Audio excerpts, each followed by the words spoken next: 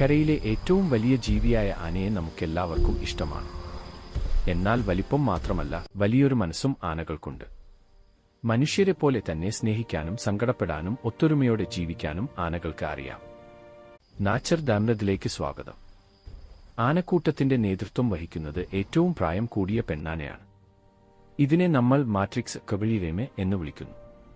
കൂട്ടത്തിലെ ഓരോ അംഗത്തെയും സംരക്ഷിക്കാനും അവർക്ക് വഴികാണിക്കാനും ഈ മുതിർന്ന ആന ശ്രദ്ധിക്കുന്നു.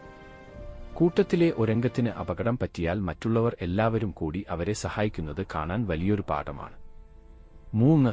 ജീവിത പാഠം. യഗവേദ്. ആനകളിൽ നിന്ന് നമ്മൾ പഠിക്കേണ്ടത് കുടുംബബന്ധത്തിന്റെയും മുതിർന്നവരോടുള്ള ബഹുമാനത്തിന്റെയും വിലയാണ്. ഒരു പ്രശ്നം വരുമ്പോൾ ഒറ്റയ്ക്കല്ല, മറിച്ച് ഒത്തൊരുമയോടെ നേരിടണം. പ്രായമായവരുടെ അറിവിനെയും അനുഭവത്തെയും ബഹുമാനിക്കുന്നത് നമ്മുടെ ജീവിതത്തെ ശരിയായ വഴിക്ക് നയിക്കും. ശക്തിയേക്കാൾ കൂടുതൽ സ്നേഹത്തിന് പ്രാധാന്യം നൽകുന്ന ഈ പാവം ഭീമന്മാരെ നമുക്കും സ്നേഹിക്കാം.